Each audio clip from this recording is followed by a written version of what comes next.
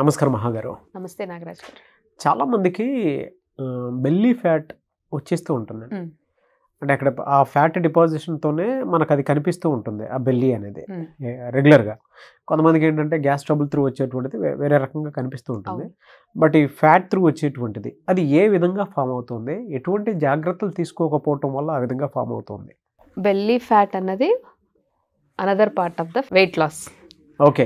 ఎందుకంటే weight loss అనగానే first overall of the body అని అనుకుంటాము. Overall of the body weight loss అయినా కూడా, ఫ్యాట్ లాస్ అయినా కూడా, బెల్లీ ఫ్యాట్ అనేది కూడా స్టబర్న్ ఫ్యాట్ కింద మనం ఆల్రెడీ అందరికీ తెలుసు. ఎంత లూజ్ అయినా ఆర్మ్స్ లూజ్ అవుతుంది, ఫేస్ సన్నగా అయిపోతుంది, కాళ్ళు చేతులు సన్నం అవుతాయి. హిప్ రీజన్ దగ్గర నుంచి వచ్చేసరికి కింద వరకు ఎన్ని వర్కౌట్స్ చేసినా, ఎటువంటి డైట్ ప్లాన్స్ చేసినా, లేకపోతే ఎన్ని రకాల సొల్యూషన్స్ గూగుల్ చేసినా, యూట్యూబ్ సెర్చ్ చేసినా, ఆ డ్రింక్స్ తాగి ఈ డ్రింక్స్ తాగి చాలా లాట్ ఆఫ్ ఇన్ఫర్మేషన్ ఉన్నా కూడా మనకి ఎందుకు అలా స్టబాన్గా బెల్లీ ఫ్యాట్ అనేది ఉంటుంది. అందరూ ఏమనుకుంటారంటే మనం ఎక్సెస్ ఆఫ్ క్యాలరీస్ తీసుకోవడం వల్ల వచ్చే ఫ్యాట్ అని అందరికీ తెలుసు.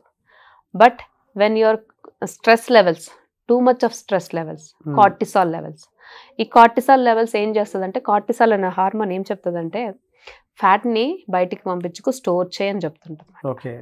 సో కార్టిసాల్ లెవెల్స్ ఎప్పుడు ఎక్కువ ఉంటే స్ట్రెస్ ఎప్పుడు ఎక్కువ అవుతుంటుందో, stress obviously it will stores the fat.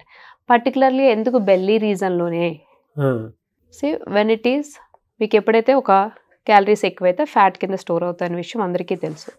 Excess ఎక్కడ స్టోర్ అవుతాయి? లివర్లో స్టోర్ అవుతాయి. ఇంకొంచెం ఎక్సెస్ ఉంటే మజిల్లో స్టోర్ అవుతుంది. ఇవి ఎప్పుడైతే దాని కెపాసిటీ మించిపోతాయో, ప్రతిదానికి ఒక కెపాసిటీ ఉంది, బట్ ఆ కెపాసిటీ ఫ్యాట్ సెల్స్కి లేవు.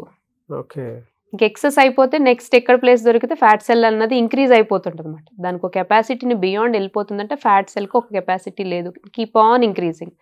And when the too much of stress levels ఉన్న వాళ్ళు వర్కింగ్ పొజిషన్లో, too much sedentary life style అంటే కూర్చొని వర్క్ చేసేవాళ్ళు, ఇప్పుడున్న జాబ్స్కి, లేకపోతే స్లీప్ ప్యాటర్న్స్ లేని వాళ్ళు, నైట్ షిఫ్ట్ చేసేటవాళ్ళు, and next complete nil physical activity.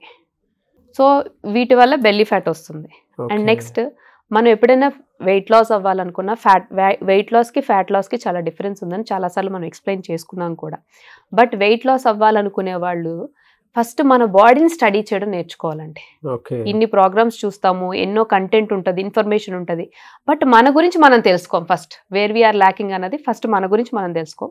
మన బాడీ ఎలా రెస్పాండ్ అవుతుంది, మనం దానికి అర్హులమా కాదా, అసలు మనం ఈ వాటిల్లో దేనికి ఫిట్ అవుతాం అంటే రైట్ డైట్ ప్లాన్కా, ప్రాపర్ ఎక్సర్సైజ్కా, లైఫ్ స్టైల్కా, లేకపోతే పర్టికులర్గా ఒక డ్రింక్కా, లేకపోతే పర్టికులర్ ఒక స్లీప్ ప్యాటర్న్కా, ఇవి కరెక్ట్ చేసుకొని obviously when you're selecting one pattern obviously it will work అవుతుంది. బట్ అవేమీ తెలియకుండా డైరెక్ట్ మనం డంప్ అవ్వడం అనేది రైట్ కాదు.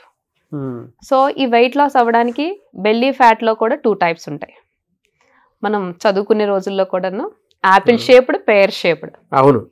యాపిల్ షేప్ వాళ్ళకి and apple keep a doctor away, but apple shape belly ఉన్నవాళ్ళు they has to be with doctor.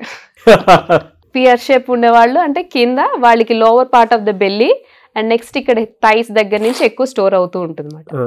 And next మనం ఒబెసిటీ ఉంది అంటే ఫస్ట్ మనకి ఇండికేట్ చేసేదే బెల్లీ ఫ్యాట్. బెల్లీ ఫ్యాట్ ఉందంటే దాంతోనే diabetes, what not, PCOD, insulin resistance. ఒక్కసారి మనకి బెల్లీ ఫ్యాట్ ఎక్కువ ఉంది అంటే ఇన్సులిన్ రెసిస్టెన్స్ ఎప్పుడు ఉందో obviously spike, PCOD, thyroid, weight gain, everything is interlinked with the hormonal and the metabolism. So వాళ్ళ మెటబాలిజం కూడా డౌన్ ఉంటుంది. సో ఈ యాపిల్ షేప్, పేర్ షేప్ ఉన్న వాళ్ళు ఎలా ఓవర్కమ్ చేయాలి, ఈ బెల్లీ ఫ్యాట్ని ఎలా ఓవర్కమ్ చేయాలి? అండ్ కొంతమంది పీసీఓడి వాళ్ళలో కూడా లోవర్ బెల్లీ ఫ్యాట్ అంటే only overall of the body ఉంటుంది, బట్ ఆ ఆడవాళ్ళలో ప్రత్యేకించి చూస్తుంటే ఓన్లీ లోవర్ పార్ట్ బెల్లీ ఏదో ప్రెగ్నెంట్ ఉమెన్స్ లా కనిపిస్తూ ఉంటారు. సో దీంట్లో బెల్లీ ఫ్యాట్స్ లో కూడా కొంతమంది ఈవెన్ ఆఫ్టర్ ప్రెగ్నెన్సీలో కూడా they seems to be after delivery also ఇంకా బేబీని క్యారీ చేస్తున్నట్టు కనిపిస్తుంది అనమాట. That is a different. దాన్ని దీంతో పోల్చొద్దు. దట్ ఈస్ ఏంటంటే సాగ్ అయిపోయి అది బెల్లీ ఉన్నది కాదు, ఇట్స్ కంప్లీట్లీ వాక్యూమ్. అది ఫ్యాట్ కాదు. ఎందుకంటే చాలా ఆడవాళ్ళకి తెలుస్తూ ఉంటుంది, వాళ్ళు ఎక్స్పీరియన్స్ అవుతుంటారు కాబట్టి even after the delivery they seems to be carrying like a 6th or 4th month. So it is vacuum, it is not a fat. That has to be filled with muscle. అది different process, అది నేను ఇక్కడ చెప్పట్లేదు. So belly fat అనగానే అందరి conscious అక్కడికి వెళ్ళిపోతుంది అనమాట. ఎవ్రీ సెగ్రిగేషన్ చెప్తున్నాను, మెన్ అండ్ ఉమెన్. అండ్ పిల్లల్లో కూడా ఈ మధ్య ఎక్కువ చూస్తున్నాం lack of physical activity. But మనం చేసేది ఏంటంటే ఎక్కువ ఫ్యాట్ ఎక్కడ స్టోర్ అవుతుంది అన్నది కూడా చెప్పుకున్నాం. First liver, next muscle.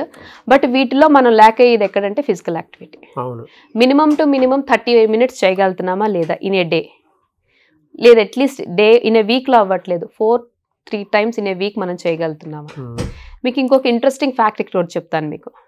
ఒక ఎథ్లెటిక్ కానీ ఒక స్పోర్ట్ పర్సన్ కానీ ఒక 3 kgs స్వీట్ తింటారు, మీరు నమ్ముతారా? ఆఫ్టర్ ద యాక్టివిటీ నమ్ముతారా మీరు? Is it good for health అని మీకు అనిపిస్తుందా? అనిపించదు కూడా.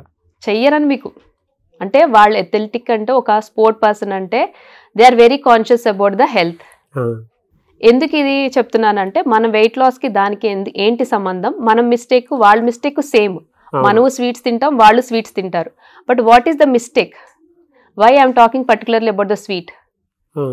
Because calorie. ఎక్కడికి వెళ్ళా మనం మాట్లాడేది ఏంటి? క్యాలరీస్. వాళ్ళు ఎందుకు తింటారంటే ఒక ఇంటర్వ్యూలో ఒక అథ్లెటిక్ చెప్పిన నిజం అనమాట.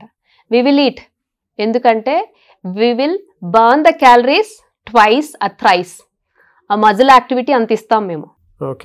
ఎప్పుడైతే ఎక్సెస్ క్యాలరీస్ అన్ని కూడా ఫ్యాట్ కింద స్టోర్ అయ్యి గ్లూకోజ్ కింద అంటే లివర్ లో స్టోర్ అయ్యి ఫ్యాట్ కింద కన్వర్ట్ అవ్వడానికి ముందే వాళ్ళు యాక్షన్ తీసుకుంటున్నారు.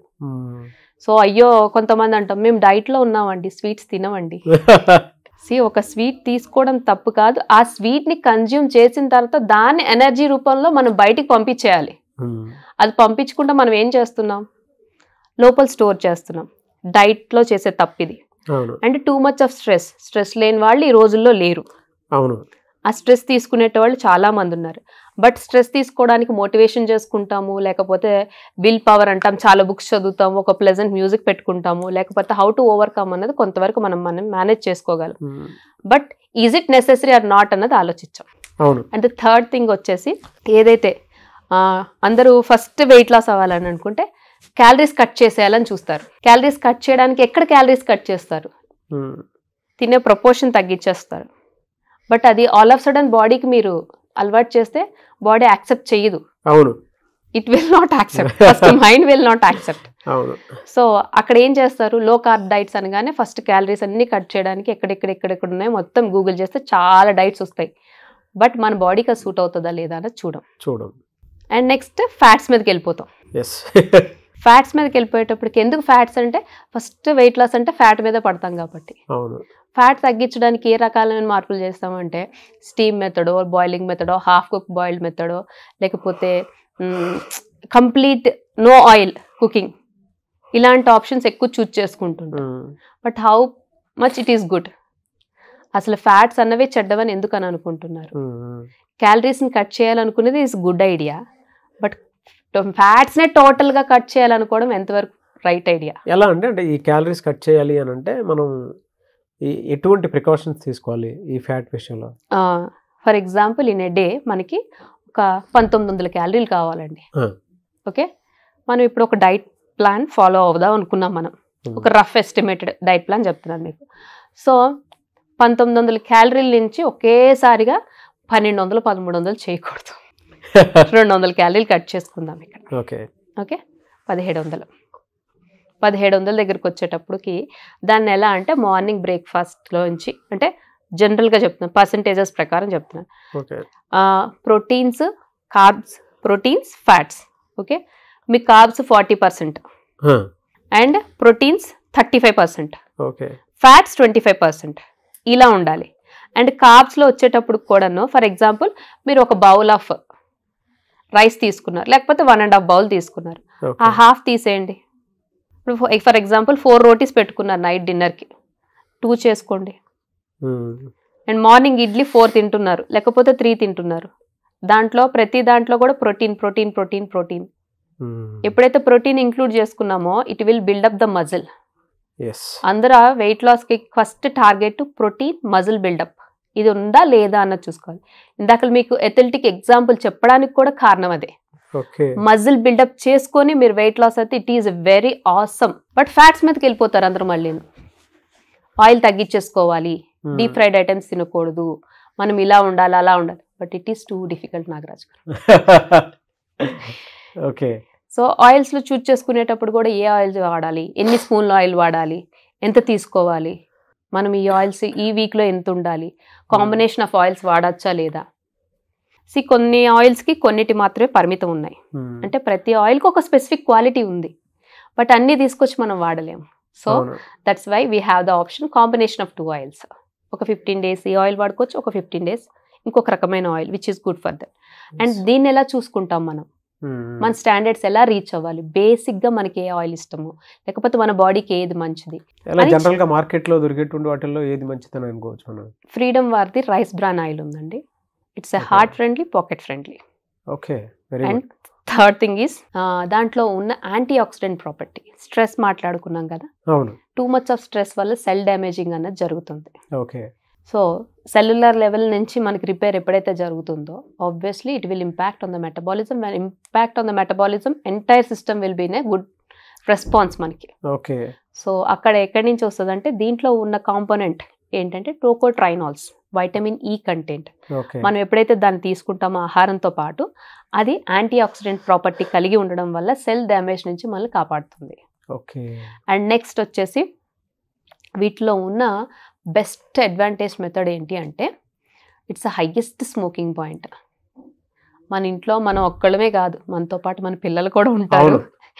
ఆ డైట్స్ అని ఇవన్నీ మనం మన వరకు పరిమితం చేసుకుంటాం, బట్ ఒక్కొక్కసారి చీట్ మీల్ చేసుకుంటాము, లేకపోతే అకేషనల్గా ఇంట్లో ఎవరైనా వచ్చేటప్పుడు కూడాను.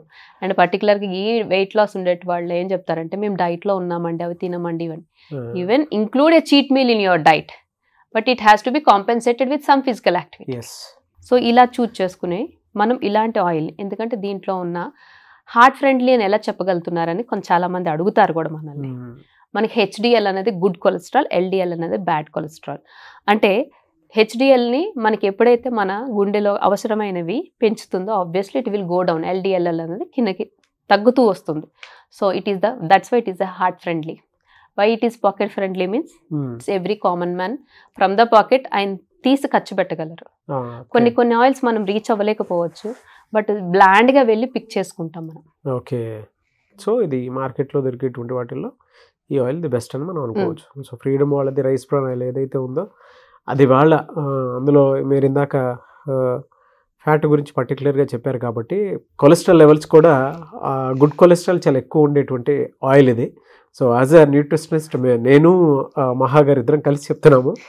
సో మార్కెట్లో దొరికేటువంటి వాటిల్లో మాత్రం one of the best oil అని చెప్పేసి చెప్పొచ్చు. రేవేస్ థ్యాంక్ యూ అండి. థ్యాంక్ యూ సో మచ్ మహా గారు.